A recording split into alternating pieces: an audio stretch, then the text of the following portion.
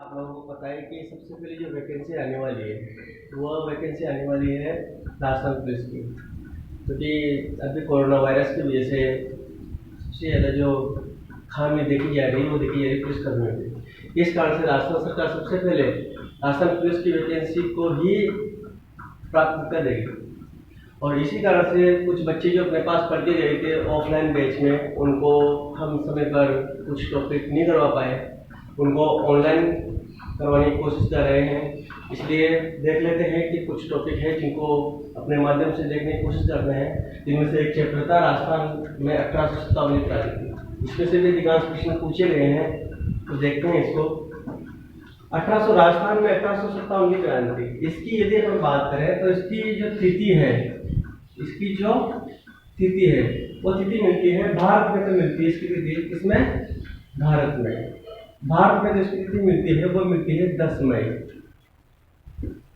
जबकि यदि हम बात करते हैं राजस्थान में, इसमें राजस्थान में जो इसकी तिथि मिलती है वो मिलती है 28 मई।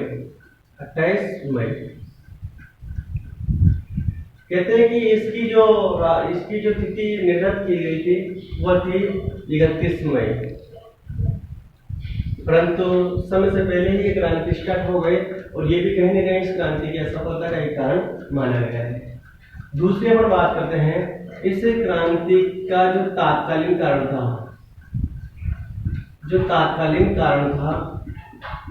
वो था चर्बी वाले कारतूसों का प्रयोग। क्या था? चर्बी वाले कारतूसों का प्रयोग। कहते हैं कि जो चर्बी वाले कारतूस थे ये गाय और सूअर की चर्बी के बने हुए थे। गाय और सूअर की चर्बी के बने हुए थे। इन कारतूसों का जो प्रथम जो विरोध करने वाला जो व्यक्ति था भारत में, विरोध करने वाला सैनिक बोल सकते हैं इसको, अपन व्यक्ति में बोल सकते हैं। जो सैनिक का वो था मंगल पांडे। कौन था? मंगल पांडे। ये मंगल पांडे बैरकपुर छावनी का एक सैनिक था। बैरकपुर छावनी यहाँ का एक सैनिक था। कहते हैं कि मंगल पांडे ने जब इसका विरोध किया तो उस समय इसको 8 अप्रैल 1857 ईस्वी को इसको फांसी दे दी गई। क्या दे दी गई? फांसी दे दी गई। इस कारण से कहते हैं कि ये क्रांति समय से पहले ही स्टार्ट हो चुकी थी और इस क्रांति में जो प्रचार प्रसार का माध्यम था, प्रचार प्रसार का जो माध्यम था वो था रोटी और कमल। गांव में तो रोटी के द्वारा विरोध किया गया था, जबकि शहरों में या सैनिकों में कमल के फूल को एक दूसरे को देकर के इसका विरोध किया गया था। चलिए दूसरी अपन बात करते हैं। कहते हैं कि इस क्रांति की जो योजना बनाई गई वो बनाई गई थी लंदन में। कहाँ बनाई गई थी? लंदन में। अब समझते हैं अपन राजस्थान के संदर्भ में। राजस्थान क्या करती है? विषम चतुष्कोण है या पतंगाकार। इस टाइप से अपना राजस्थान लगभग दिखाई देता है। ढंग से तो बनाना आया नहीं, लेकिन फिर भी कोशिश करते हैं कि इसको बनाने की कोशिश करते हैं। अब ये जो क्रांति है इसमें राजस्थान के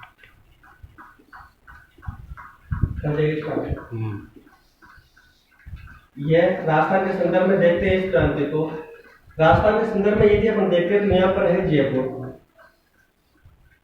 जयपुर का उस समय जो पॉलिटिकल एजेंट जो नियुक्त किया गया था, पीए जो नियुक्त किया गया था वो था मेजर ईडन। जबकि अपन बात करते हैं भरतपुर का जो पॉलिटिकल एजेंट नियुक्त किया गया था वो किया गया था मॉरिसन। ऐसे ही अपन बात करते हैं उदयपुर की तो उदयपुर का जो पॉलिटिकल एजेंट नियुक्त किया गया था वो था मेजर सावर्स।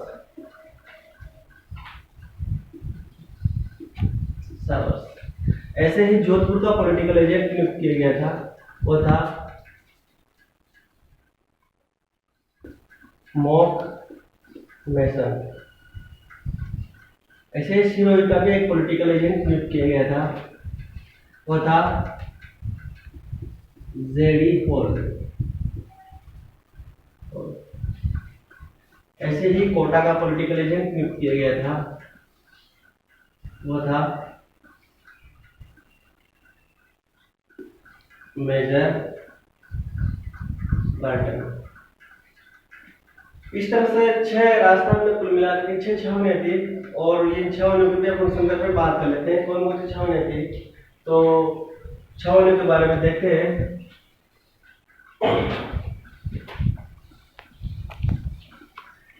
6 छावनियां किस प्रकार से थी राजस्थान में। यदि अपन बात करते हैं एरनपुरा, एरनपुरा वर्तमान में आता है पाली में। एरनपुरा पाली में एक ही छावनी थी। दूसरी जो छावनी थी वह थी नीमच। नीमच एमपी में पड़ता है ये। तीसरी जो छावनी थी वह थी ब्यावर। ब्यावर अजमेर में पड़ता है ये। चौथी जो छावनी थी वह थी खेरवाड़ा। खेरवाड़ा छावनी उदयपुर में पड़ती है। पांचवी जो छावनी थी वो थी देवली। देवली टॉप में पड़ती है। और छठी जो छावनी थी तो छावनी थी वो थी नशीराबाद। नशीराबाद अजमेर में पड़ता है ये। इस तरह से 6 छावनियां थी। इन 6 छावनियों के अंडर में इनको एक प्रकार से कंट्रोल में रखने वाला जो एक एजीजी नियुक्त किया गया था। एजीजी की फुल फॉर्म है agent to governor general. AGG जो नियुक्त किया गया था उस एजीजी का नाम था पैट्रिक लॉरेंस। पैट्रिक लॉरेंस 1857 की क्रांति के समय पैट्रिक लॉरेंस था। जबकि यदि अपन बात करें राजस्थान का प्रथम एजीजी, राजस्थान का प्रथम एजीजी वो था मिस्टर लॉकेट।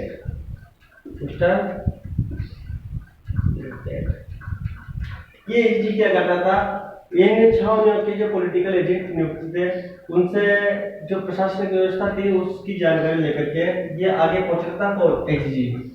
ये पहुंचा था किसके पास? एजी के पास। उस समय भारत के जो गवर्नर जनरल जो थे वो थे एक प्रकार से देखा जाए तो जो वाइस राय बोलते हैं उनको पहला पद उन्हीं को ही मिला था वाइस राय का।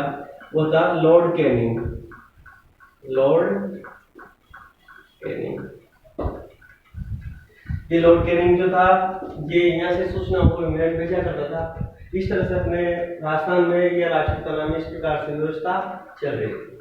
अब हम बात करते हैं पॉलिटिकल एजेंटों की। तो पॉलिटिकल एजेंट क्या करते थे, ये एजीजी के नीचे जब काम करते थे तो एजीजी जो था ये अपना ग्रीष्मकालीन और शीतकालीन दोनों समय में अपना मुख्यालय अलग अलग जगह रखता था। तो ये ग्रीष्मकालीन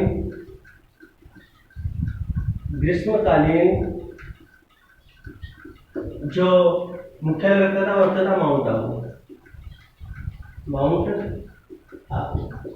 जबकि शीतकालीन रखता था ये मेरवाड़ा, अजमेर मेरवाड़ा।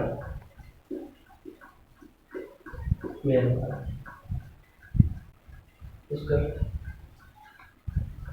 अब जैसा कि अपने पॉलिटिकल एजेंट के बारे में देखा है और छावनी के बारे में देखा है और किस प्रकार से इसका प्रचार किया गया, अब देखते हैं इसके बारे में किसकी जगह पर राजपूताना में किसकी जगह पर विद्रोह हुआ। पहला जो विद्रोह देखेंगे अपन वो देखेंगे आवा का विद्रोह। आवा का विद्रोह कहते हैं कि राजस्थान का सबसे भयानक या सबसे खतरनाक जो विद्रोह हुआ था वो आवा का विद्रोह हुआ था। इस विद्रोह की यदि अपन बात करें तो आवा प्राचीन काल में एक ठिकाना था। कहता है ठिकाना, एक ठिकाना था आवा, जो किस रियासत के अंदर में था? यह था मारवाड़ रियासत के अंदर, मारवाड़ रियासत के। उस समय आवा के जो ठिकानेदार थे वो थे ठाकुर खुशहाल सिंह चंपावत। ठाकुर खुशहाल सिंह चंपावत। जबकि अपन बात करते हैं मारवाड़ रियासत के, उस समय मारवाड़ रियासत के जो शासक थे वो थे तख्त सिंह। क्रांति के समय तख्त सिंह ये अंग्रेजों के भगत थे। इस कारण से इनको अंग्रेज सरकार के द्वारा एक उपाधि दी गई थी, वो थी सितारे हिंद।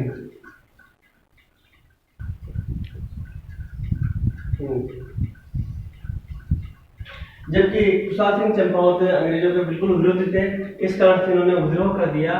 और विद्रोह किया तो एक युद्ध हुआ था 18 सितंबर 1857 ईस्वी को। वह युद्ध हुआ था चोलावास का युद्ध। कौन सा युद्ध हुआ था? चोलावास का युद्ध। इस युद्ध में अंग्रेज सरकार की हार हुई और हीथकोट नामक अंग्रेज अधिकारी मारा गया। इसी युद्ध को बोलते हैं काले और गोरे का युद्ध। दूसरी अपन बात करते हैं, कहते हैं कि खुशहाल सिंह चंपावत ने अंग्रेज सरकार को 4 बार हराया था। इस कारण से यहाँ पर वसुंधरा सरकार के द्वारा घोषणा की गई थी कि यहाँ पर एक मूर्ति की स्थापना की जाएगी। इनकी जो कुल देवी थी उस कुल देवी का नाम मिलता है सुगाली माता।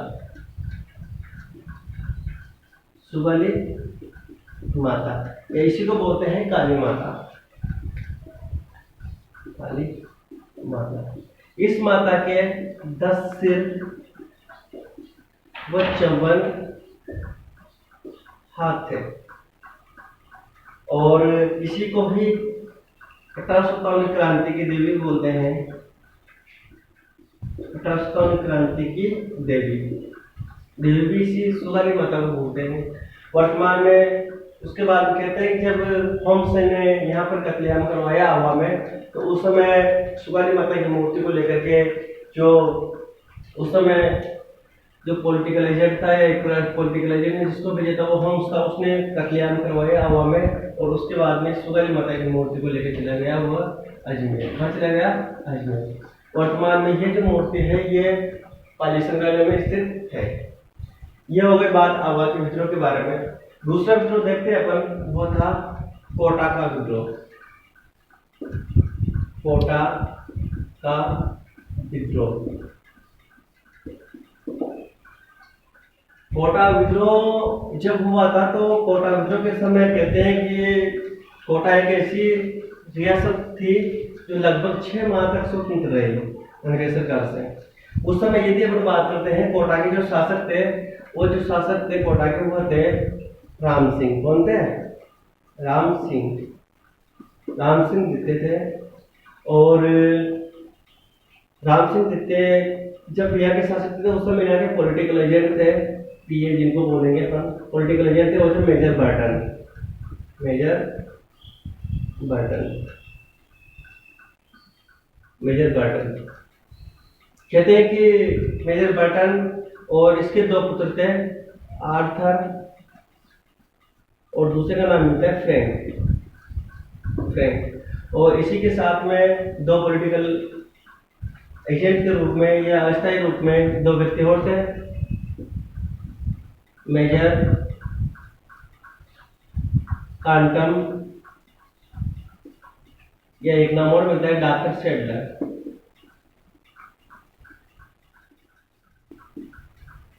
और कोटा के विद्रोह का जो नेतृत्व किया था क्रांति के समय, वह किया था, एक तो नाम आता है जेदयाल और दूसरा नाम मिलता है मेहराब था। मेहराब खा। इन दोनों ने विद्रोह का नेतृत्व किया। कहते हैं कि जेदयाल और मेहराब खा जो थे टोली के थे, जबकि जेदयाल गोकुल के थे। कहते हैं कि इन दोनों ने जब विद्रोह का नेतृत्व किया उस समय कहते हैं कि मेजर बर्टन का सिर काट करके और उसको पूरे कोटा में घुमाया, रामपुराव थे उसको तोप से उड़ाया गया और इसके दोनों पुत्रों आर्थर और फ्रैंक को भी मार दिया गया और मेजर कार्टन को भी मार दिया गया और डॉक्टर शेडलर को भी मार दिया गया। इसलिए कहते हैं कि 1857 क्रांति में जो सबसे उग्र विद्रोह जो हुआ था, एक साथ 6 व्यक्ति मारे गए, वो विद्रोह कौन हुआ था? कोटा में। ठीक है, दूसरी पर बात करते हैं। कहते हैं कि क्या नाम से चेदियाल और मेरा पर मुकदमा चला और बाद में इनको देवली विद्रोह के समय इनको क्या नाम से देवली में जब केस वगैरह चला इनके ऊपर, तो वहां पर इनको फांसी की सजा दे दी गई। ये होगी बात अपने किसकी? कोटा विद्रोह की। कोटा विद्रोह के समय कहते हैं कि एक नाम होता है कन्हैया लाल जी महाराज। कन्हैया लाल जी महाराज, कन्हैया लाल जी महाराज ने एक समझौता करवाया था मुख्यमंत्री मंत्री के पास में। वो समझौता नेतृत्व करता और राम सिंह और मेजर बर्टन वगैरह इनके बीच में हुआ था। कहते हैं कि आज जो भी आगे से हमला करेगा उसका जिम्मा मैं स्वयं लेता हूँ।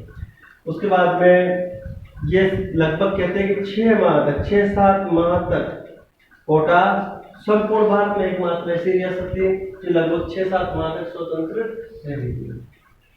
और कोटा विद्रोह के बाद में ये जो कोटा विद्रोह हुआ था, ये हुआ था 15 अक्टूबर को। 15 अक्टूबर को, ये भी थोड़ा सा ध्यान रखना है। इसके बाद में तीसरा विद्रोह हुआ, वो विद्रोह हुआ नीमच का विद्रोह। किसका विद्रोह? नीमच का विद्रोह। नीमच विद्रोह जो हुआ था, ये हुआ था 3 जून को। 3 जून को जब नीमच विद्रोह हुआ तो उस समय यहाँ का जो प्रभारी था, अंग्रेज प्रभारी, वह था एबोट। कहते हैं कि एबोट को सूचना मिल चुकी थी कि क्रांति चल रही है। इस कारण से एबोट ने सभी सैनिकों को वफादारी की शपथ दिलाई। किसकी शपथ दिलाई? वफादारी की शपथ दिलाई। परंतु यहाँ पर 2 व्यक्तियों ने शपथ लेने से मना कर दिया। एक तो नाम मिलता है मोहम्मद अली और दूसरा नाम मिलता है हीरा सिंह। और एबोट के खिलाफ विद्रोह प्रारंभ कर दिया। कहते हैं कि इन दोनों विद्रोह प्रारंभ किया और बाद में यहाँ का जो विद्रोह था वो दमन किया था किसने? मेजर सावर्स ने। किसने विद्रोह का दमन किया था? मेजर सावर्स ने। सावर्स जो था उदयपुर का पॉलिटिकल एजेंट था। ये हो गए नीमच के विद्रोह की बात। अब बात करते हैं अपन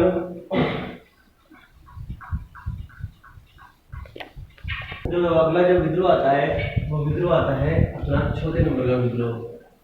छोटे नंबर का जो विद्रोह मिलता है हमें, वो मिलता है हमें टोंक का विद्रोह। टोंक का विद्रोह। टोंक का जो विद्रोह हुआ था उसमें कहते हैं कि ये राजस्थान में एकमात्र मुस्लिम रियासत थी और टोंक को नवाब की नगरी बोलते हैं। और कहते हैं कि उस समय यहाँ के जो वजीर थे वो थे वजीर खां। ये इन्हीं को बोलते हैं वजीर दौला। इन्होंने 1857 क्रांति में भाग नहीं लिया, लेकिन इनके सेनापति और इनके मामा ने 1857 क्रांति में भाग लिया था। इस कारण से कहते हैं कि इन्होंने भरपूर रूप से साथ दिया था क्रांतिकारियों का, सेनापति और मामा। कहते हैं कि 1857 क्रांति में यदि अपन बात करते हैं टोंक के बारे में, तो एक नाम आता है मोहम्मद मुजीब। उन्होंने एक नाटक लिखा है, उस नाटक का नाम है आजमाइश। इस नाटक के अनुसार कहते हैं कि यहाँ पर इस विद्रोह में महिलाओं ने भी भाग लिया था। महिलाओं ने भी क्या लिया था? भाग लिया था। ये थोड़ा सा आपको ध्यान में रखना है। 5वां जो विद्रोह आता है वो आता है नशीराबाद का।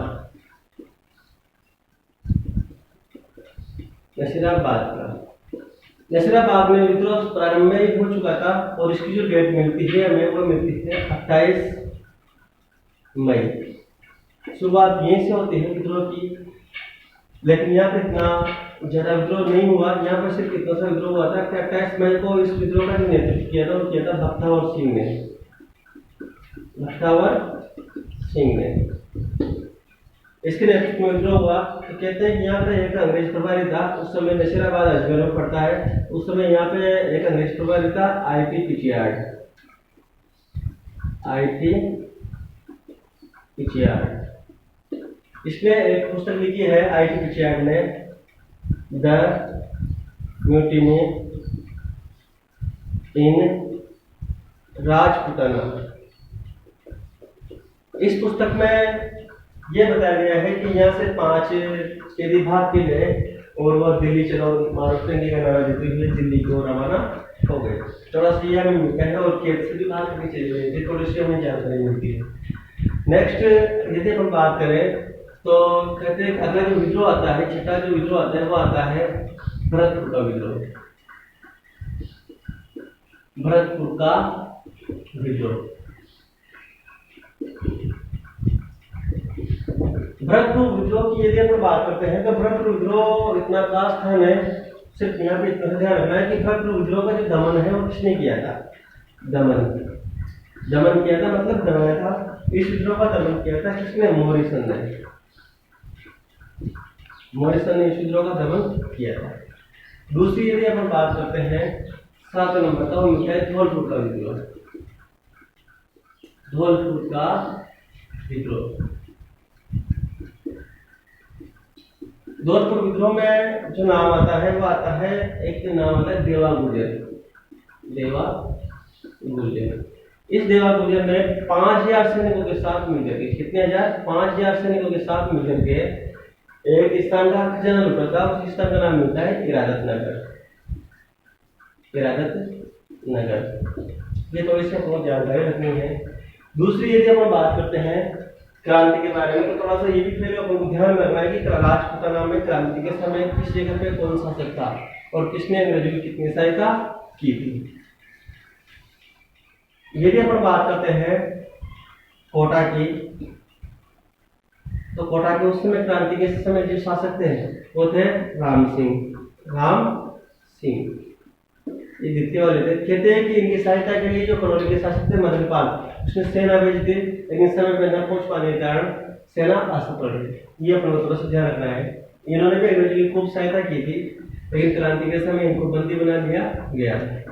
ये हो गई बात कोटा की। दूसरी यदि बात करते हैं अपन बूंदी की, तो बूंदी के उस समय जो शासक थे वो भी राम सिंह ही थे। राम सिंह। ये राम सिंह जो थे, इन्होंने न तो अंग्रेजों की सहायता की और न ही क्रांतिकारियों की सहायता की थी। तीसरी यदि अपन बात करते हैं तो बात करते हैं जोधपुर की, या इसको बोलते हैं मारवाड़। क्या बोलते हैं? मारवाड़। मारवाड़ के उस समय जो शासक थे, ये जोधपुर के उस समय शासक थे, वो थे तख्त सिंह। तख्त सिंह ये भी अंग्रेजी भगत थे। इस कारण से इनको एक उपाधि दी गई थी, सितारे हिंद। सितार ए हिंद की उपाधि दी गई थी। वैसे देखा जाए सभी को दी गई थी ये, लेकिन अपन को लिखित रूप में इनके बारे में जानकारी मिलती है। चौथी यदि अपन, इन्होंने अंग्रेजों का साथ दिया था और विद्रोह का साथ नहीं दिया। चौथी अपन बात करते हैं, वो नाम आता है अपना बीकानेर। बीकानेर। बीकानेर में उस समय जो शासक थे वो थे शार्दुल सिंह। शार्दुल सिंह। कहते हैं कि इन्होंने व्यक्तिगत रूप से अंग्रेजों की सहायता की थी और अपनी सेना को ये पंजाब के एक स्थान आता है बारडू, इस जगह तक वह अपनी सेना को लेकर गए थे व्यक्तिगत रूप से। ये में थोड़ा सा ध्यान रखना है। 5वीं रियासत आती है वो आती है उदयपुर। उदयपुर इसी को बोलते हैं मेवाड़। उस समय मेवाड़ के उदयपुर के जो शासक थे वो थे स्वरूप सिंह। स्वरूप सिंह। इन्होंने अंग्रेजों की जो सहायता की थी वो सबसे लंबी और सबसे ज्यादा सहायता की थी। कहते हैं कि जब नीमच में विद्रोह हुआ था तो उस समय कहते हैं कि जो एबोर्ट और उसके जो अंग्रेज अधिकारी थे उनको पिछड़ा जेल के अंदर शरण जो दी थी वो दी थी, किसने दी थी? स्वरूप सिंह ने दी थी। ये बात होगी अपनी क्रांति से रिलेटिव। अब देखते हैं क्रांति से संबंधित अन्य जानकारी। ठीक है, अब देखते हैं अपन क्रांति से संबंधित अन्य जानकारी कौन कौन सी है। अन्य जानकारियां देखते हैं अन्य जानकारियों में। एक तो यदि अपन बात करते हैं 1857 क्रांति का प्रथम शहीद, कौन सा शहीद? प्रथम शहीद। तो भारत में तो प्रथम शहीद जो था वो मंगल पांडे था, मंगल पांडे, जिसको 8 अप्रैल को फांसी की सजा दे दी गई थी। जबकि अपन बात करते हैं राजस्थान में, तो राजस्थान में जो प्रथम शहीद था वो था अमरचंद भाटिया, अमरचंद भाटिया। इस अमरचंद भाटिया को राजस्थान का भामाशाह भी बोलते हैं। क्यों बोलते इसको भामाशाह? क्योंकि कहते हैं कि इसने अपनी जो निजी पूंजी थी वो क्रांतिकारियों को दी थी। इस कारण से इसको 1857 क्रांति का भामाशाह या राजपुत्र का भामाशाह भी बोला जाता है। जबकि सबसे कम उम्र का, क्रांति में सबसे कम उम्र का जो शहीद था वो था हेमू कालानी। कौन था? हेमू कालानी। ये आपको ध्यान रखनी है। और एक नाम और मिलता है तात्या टोपे का। इसका भी योगदान था 1857 क्रांति में राजपुताना में, तात्या टोपे। कहते हैं कि तात्या टोपे जो थे ये ग्वालियर से हार के आए थे अंग्रेज सरकार से, और राजस्थान में सर्वप्रथम ये अपने बात करते हैं तो 5 रियासत में आए थे। उस समय एक नाम आता है, उस समय जो कोटा का विद्रोह जिसने दबाया था उस ने से इनका युद्ध हुआ था, उसका नाम हुआ, उस युद्ध का नाम मिलता है कोटेश्वरी का युद्ध।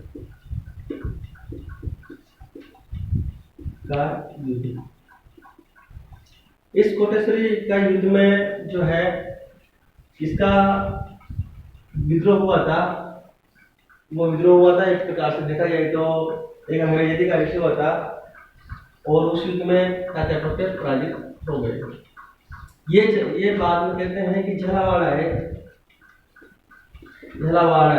सहायता के लिए, और झलावाड़ के अलावा टोंक भी गई है, टोंक के अलावा क्या नाम से भांस पड़ा गए।